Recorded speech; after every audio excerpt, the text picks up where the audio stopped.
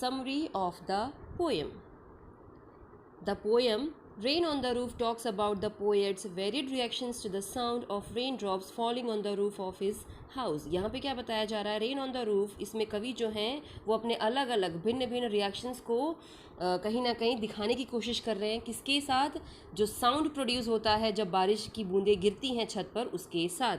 He says that the raindrops at night are like tears shed by the sad dark nights. वो आगे कहते हैं कि rain drops, जो बारिश की बूंदें हैं जो रात में गिर रही हैं, उसको वो कंपेयर कर रहे हैं किसके साथ? आंसुओं के साथ, जो कहीं ना कहीं उदासी और काली गहरी रात लेकर आई है. He loves to lie in bed and hear rain falling on the roof of his room because it gets back sweet memories of the past. उनको अच्छा लगता है अपने बिस्तर पर रह कर के खुद से ही ये झूठ बोलना कि उनको बारिश की बूंदें पसंद आ रही हैं, क्योंकि कहीं ना कहीं वो उदास हो जाते हैं जब भी बारिश होती है. बारिश होती है तो उदास इसलिए होते हैं क्योंकि कहीं ना कहीं उनकी बहुत सारी मीठी यादें जुड़ी हुई हैं उनके पास्ट से.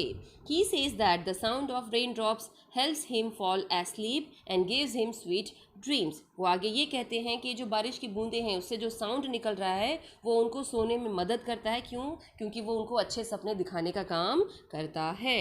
He has memories of his loving mother who would put them to sleep. कहीं ना कहीं उस बारिश के साथ, बारिश की बूंदों के साथ उनकी बहुत अच्छी यादें जुड़ी हुई हैं, उनकी माँ से जुड़ी हुई, जो उनको नींद में यानी सुलाने में मदद किया करती थी.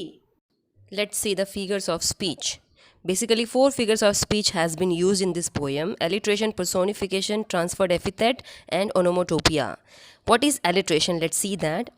Alliteration is defined as a poetic device in which the consonant sounds are repeated in words that appear to. यहाँ पर alliteration क्या दिखाया जा रहा है? एक poetic device जो consonant sounds को repeatedly use करते हैं चीज़ों को दिखाने के लिए. जैसे कुछ sounds यहाँ पे दिए गए हैं different lines में.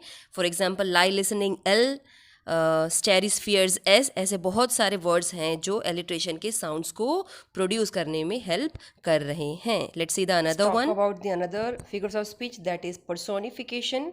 Personification is defined as a poetic device that involves using a human quality to describe a non-living thing और यहाँ पर personification का मतलब ये बताया जा रहा है ऐसा poetic device जो कहीं ना कहीं human quality को दिखाने के लिए non-living thing या किसी भी चीज़ों के साथ उसको relate किया जाता है, उसका समावेश किया जाता है. जैसे एग्जाम्पल देखिए, melancholy darkness. यहाँ पर melancholy का मतलब क्या दिखाया गया है?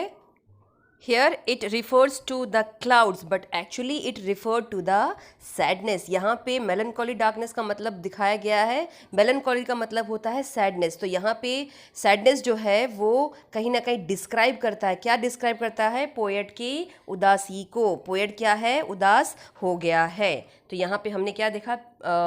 personification. एंड सेम तरीके से and a thousand recollections भी personification को डिस्क्राइब करता है.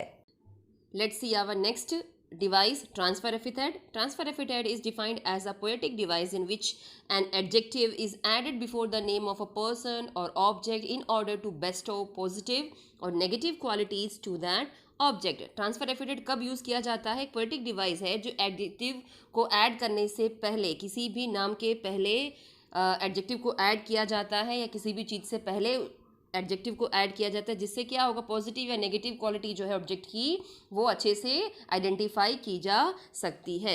जैसे यहाँ पे एग्जांपल्स देखते हैं. Melancholy darkness. अगेन मेलनकॉली का मतलब होता है सैड और डार्कनेस मीन्स अंधेरा. तो हम जानते हैं कि वो एक नॉन लिविंग थिंग है. अब उसको किसके साथ कंपेयर किया जा रहा है? एक लिविंग थिंग के साथ. लिविंग थिंग यहाँ पे कौन है? पोएट. तो पोएट जो है जब उदास हो जाते हैं तो उनको रिलेट किया जाता है मेलनकॉली डार्कनेस के साथ. सेम तरीके से ड्रीमी फैंसीज.